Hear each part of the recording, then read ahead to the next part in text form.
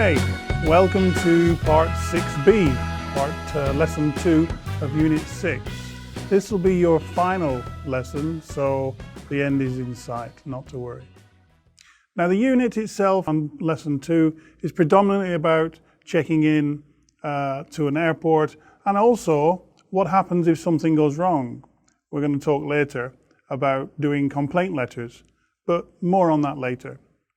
This morning, I want to talk to you about the whole process of getting ready for your flight. Not just check-in, but what you should do before as well. So here goes. Pay attention, because there's going to be questions later on this video. First of all, the night before. You should confirm your flight. The night before you're scheduled to fly, check to make sure that everything is proceeding as planned. You've purchased your ticket. You should have received a confirmation email from your airline. Print it off, take it with you. Check that confirmation to make sure the flight is still scheduled to take off on time. If your flight time has changed, make sure to adjust your travel plans accordingly. Depending on how long your flight has been delayed, it may affect any connecting flights you're intending to take. If you're concerned that you will miss your connection because of your flight delay, contact your airline. Continue to check on the status of your flight leading up to your arrival to the airport. Some airlines will send texts letting you know about delays, but it's important for you to continue to monitor the situation. Be especially vigilant during the winter or when bad weather is predicted, as this will often affect your flight.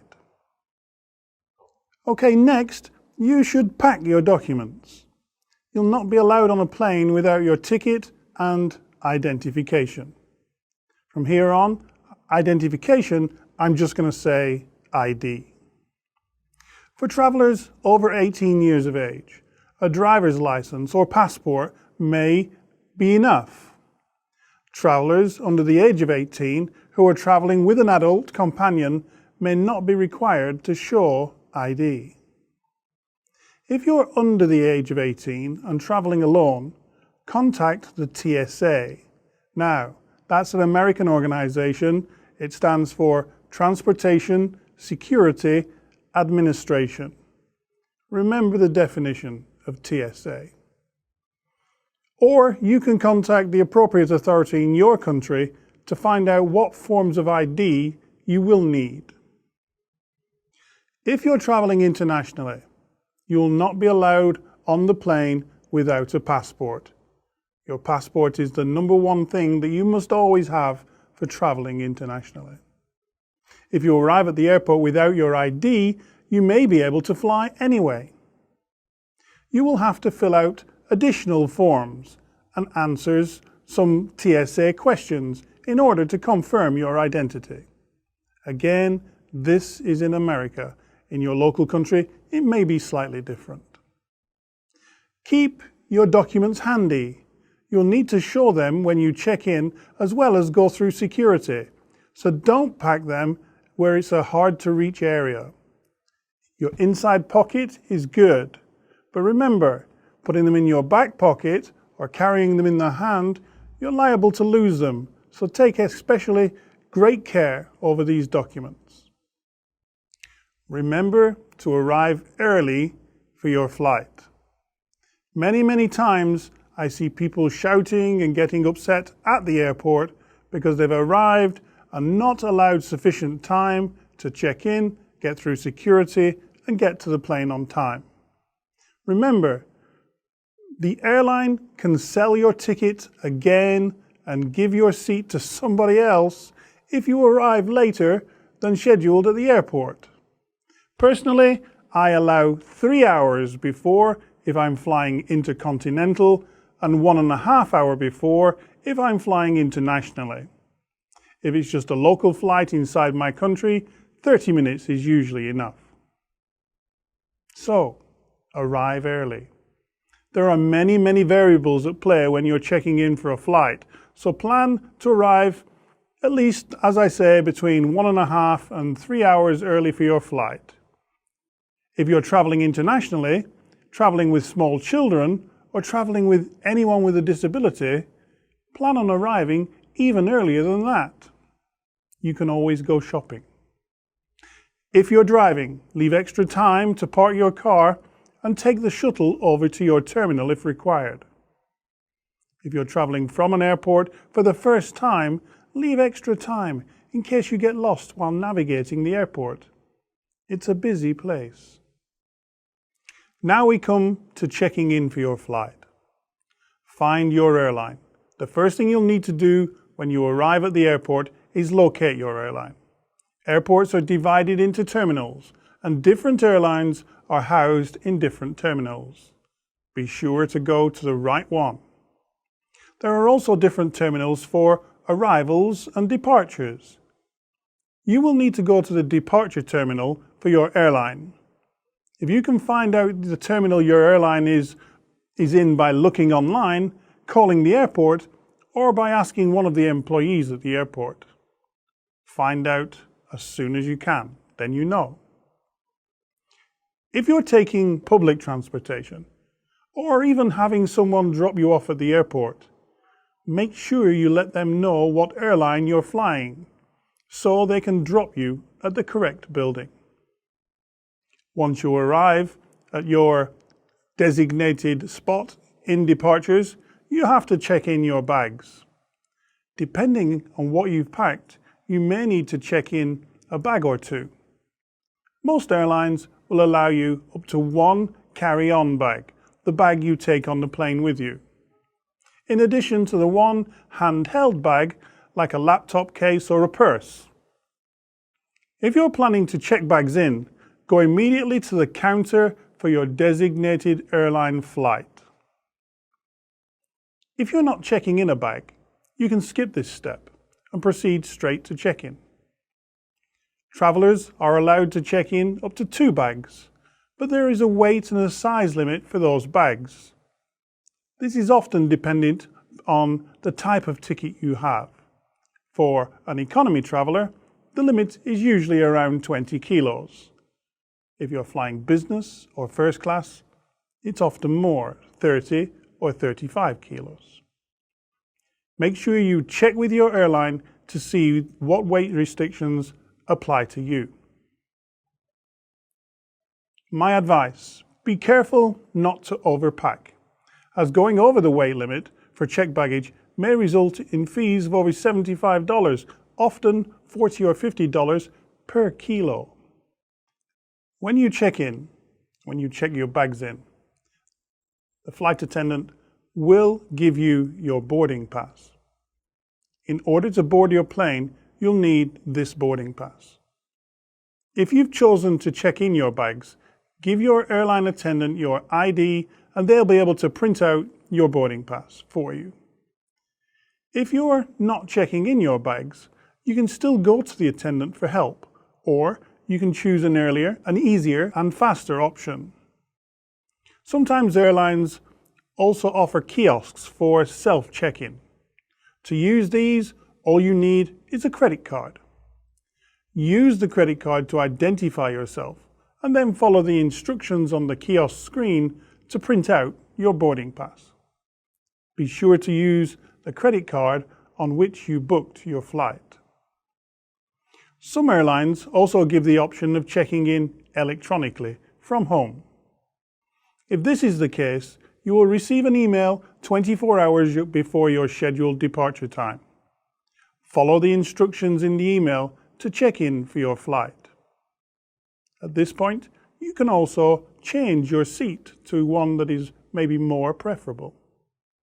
This option is not always available if the flight is full.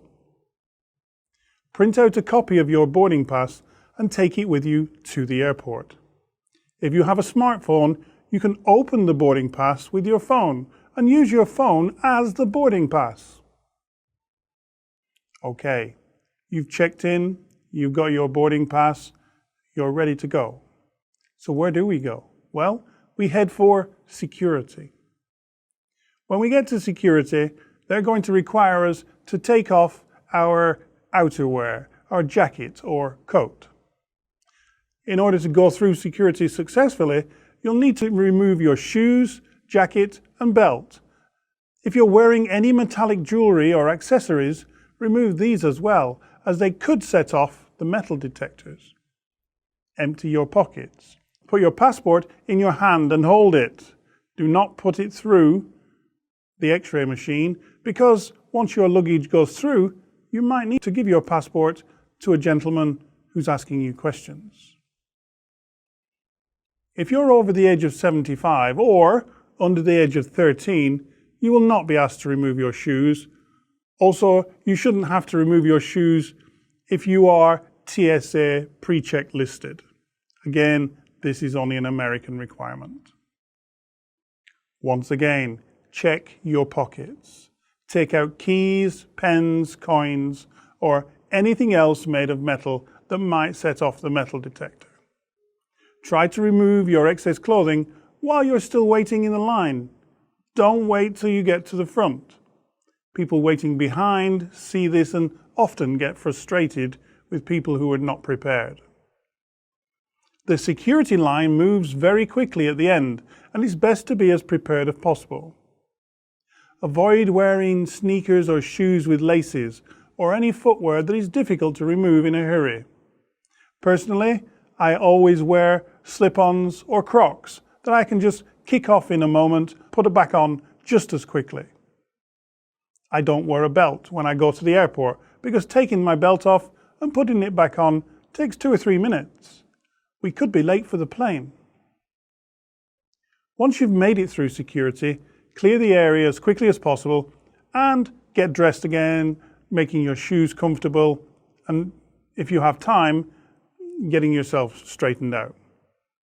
Most airports have a designated bench or seating area so you aren't clogging up the security line as you compose yourself. But what else do you have to do at security? Well, security might ask you to remove your laptop. In fact, they almost always do. They may even ask you to switch it on to prove that it's a real laptop.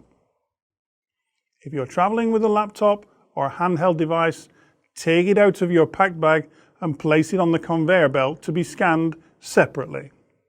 Smaller electronic items like phones, Kindles, iPads, and small gaming devices will not have to be removed from your bag to be scanned separately. If you're part of the TSA pre-check, you don't need to remove your laptop from your bag. But do make sure you double check your pockets to make sure that you've not accidentally left your cell phone or iPod inside. Still at security, but usually just before, there'll be an attendant asking you if you've got any liquids or gels. There are strict limits on the liquids that you can take onto the airport. And if you're planning to pack liquids or gels in your carry-on, they'll need to remove from your bag at security and put in a clear plastic bag. All liquids traveling with you need to be less than 3 fluid ounces or 100 milliliters, and you will only be able to carry 3. Hence, they call it the 3-3-3 rule. If you bring containers of liquids larger than 3 fluid ounces, they will be removed and confiscated from you by the TSA or the respective country authority. Once again, members of the TSA pre-check don't need to remove liquids because they've already been checked. Now, I don't know about you, but when I get to the airport, I usually have a can of juice to drink as I'm going around and getting myself processed. But if you get to security and you have an open bottle like water or soda or juice, you will be asked at this point to throw them out. You'll be able to drink them if you like, or otherwise you have to throw them away. But you can always buy additional drinks after going through to flight side of security. Remember, we have flight side and we have flight side or air side, and then we have home side. Okay, so you're either flight side or home side. Security is the gate point. It's generally easiest to keep all your travel cosmetics in one gallon-sized or small A4 size Ziploc bag. That way, when you have to remove them from security, you don't have to hunt them down as individual bottles in your bag. Travel-size cosmetics can be purchased at most pharmacies. Don't pack restricted items in your bag. It goes without saying that you will not be allowed to take anything dangerous onto the plane. But there are also non-dangerous items that you cannot pack in your carry-on.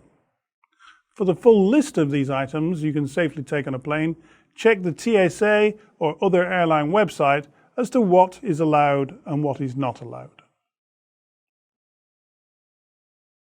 Let me give you some tips regarding the writing of complaint letters. You should address your letter to the customer service department. When writing a letter of complaint, your best chance of success will come from directing the letter to the customer service department of the company. The customer service department is accustomed to dealing with complaints, and your letter is likely to be processed efficiently and effectively. Try to find out the name of the customer service manager or director and address your letter to them personally. Begin your letter with Dear Mr., Mrs., Miss, or Ms., followed by their surname. If you cannot find the name of the customer service manager, simply write Dear Sir or Madam. You should be able to find the address of the customer service department on the company's website or any of the company's promotional or advertising materials, or indeed product packaging or labels.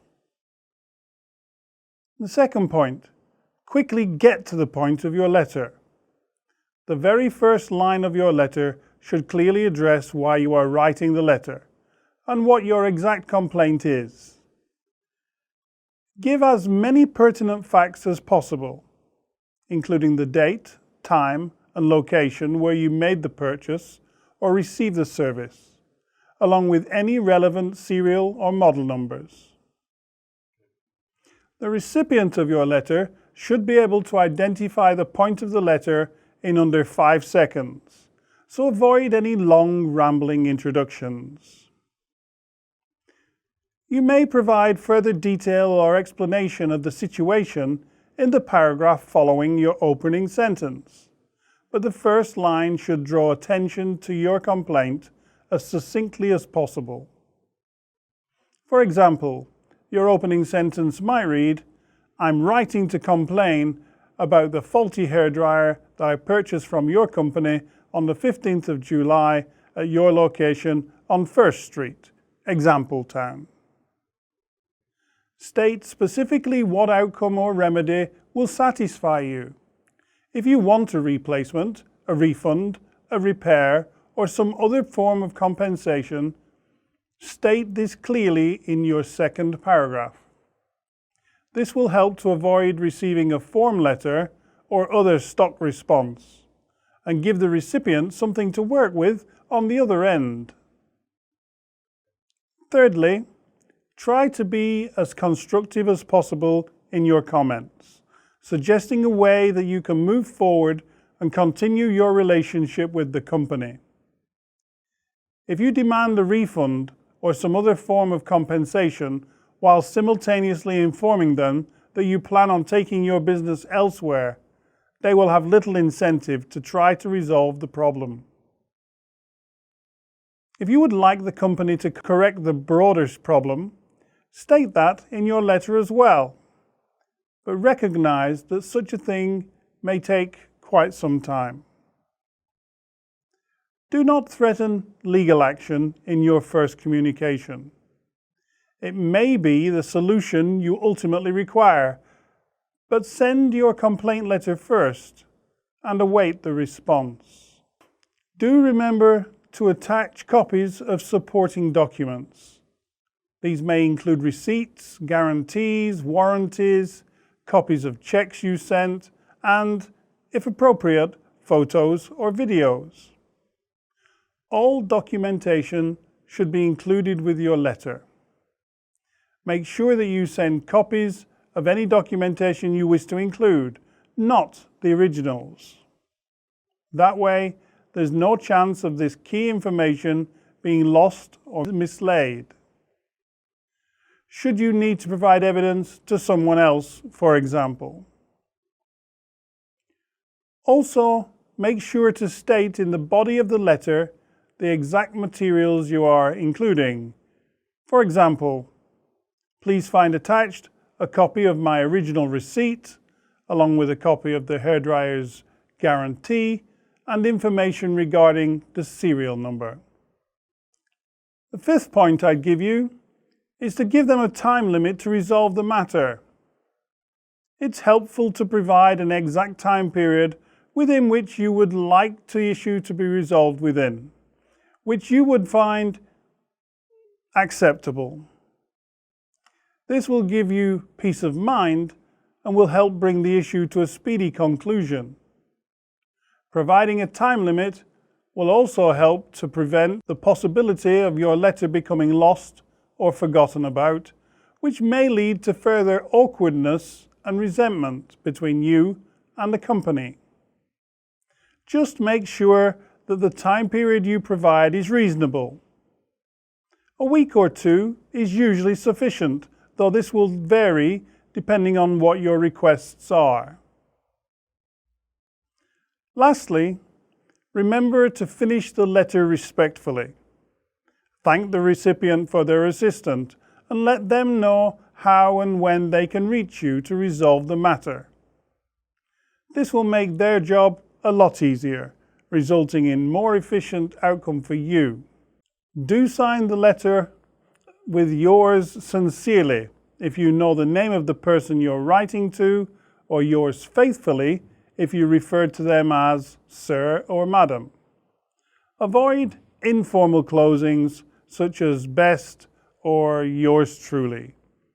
Keep the letter formal. Let's now talk about checking in at the gate. First of all, you have to find your gate. Once you've successfully made it through security and passport control, it's time to find your plane. Check your boarding pass to see which gate your plane is departing from. Double check this information on the departure boards that are just outside every security checkpoint. Once you've confirmed your gate number, head over in that direction. Beware, it can take a long time to get to certain gates that can be, at times, 2 kilometers away from security. Make sure before you leave the security area that you have everything you need. You don't want to accidentally leave a laptop or jacket behind. If you're having trouble locating your gate, do ask an airport employee for assistance. Secondly, remember to stock up on food and drink. Many airlines no longer serve food on their flights, or if they do, they charge for it. If you're taking a long flight or traveling during mealtime, buy some food and drink to take with you onto the plane.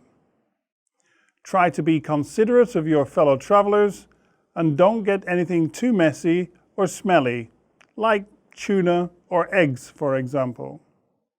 Now, remember, you cannot take food through security, so the food you take on the plane you have to buy on airside of security. So once you've gone through security, then you can buy some snacks, some food at the restaurant area or at some of the shops, of which there are many. Lastly, take a seat. Once you've located your food and your gate, that's all that's left to do. Maybe a wait of 20 or 30 minutes. If your flight is running late or is delayed for weather or technical difficulties, you may be waiting a while. Pack something to help you pass the time and stay close to your gate area so that you'll be within earshot when it's time to board. let's take a look at what can go wrong and how we should deal with it. Okay, so you've arrived at the airport, you've got on the plane, you've had a nice flight, and you've arrived at your destination. What can go wrong? Well, every now and then your trip won't go as planned. Something will happen to potentially ruin your trip. Let's take a look at the kind of thing that can go wrong. First of all, lost luggage. Imagine you're standing at the baggage carousel for what seems like forever when the steady flow of bags onto the conveyor belt slows to a trickle and then stops. Your bags are nowhere in sight. Or your bags do show up, but it looks like an angry gorilla has been throwing them around in the hold just for sport. Who's responsible for your damage? Delayed or lost luggage? Let's look at what you do if your luggage is delayed. If your bags are delayed, don't panic. The airlines typically have ways to track them, and the vast majority of misplaced luggage are returned eventually. If your bags are on the next flight, you could have them within a few hours. If they've been sent to the wrong airport, it could take a couple of days.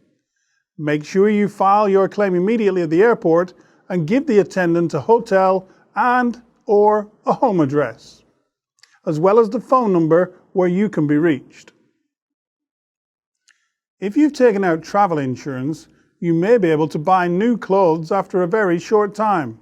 I myself had my luggage lost 4 times, and on 3 occasions my insurance allowed me to buy new everything.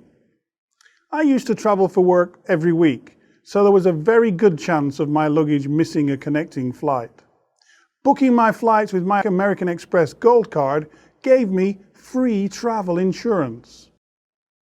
If my luggage was not with me after just 12 hours from arrival, I could replace the contents and the cost was paid by the insurance company. But that is unusual for most people, and typically the airlines will bring you your luggage when it is found.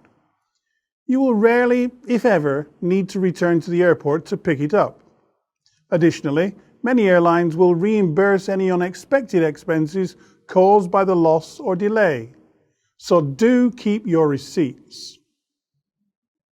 Remember, before you leave the airport, get a reference number for your claim and find out how to check on your bag status. Some airlines have an online system, while others will provide you with a phone number to call for updates. So, what do you do if your bags are lost? If the airline loses your bags, make sure you get a written claim for damages. This may require a different form than the original missing luggage form. This can be done at the airport or online. The maximum an airline pays for lost bags and their contents is currently limited to $3,500 per passenger on US domestic flights, and a varying rate per passenger for checked baggage on international flights, based on the Warsaw Convention or the Montreal Convention. That should be more than enough to cover most holiday wardrobes. In the United States, if you paid a checked baggage fee for your lost bag, the airline must also refund that fee. Check your carrier's website for specifics.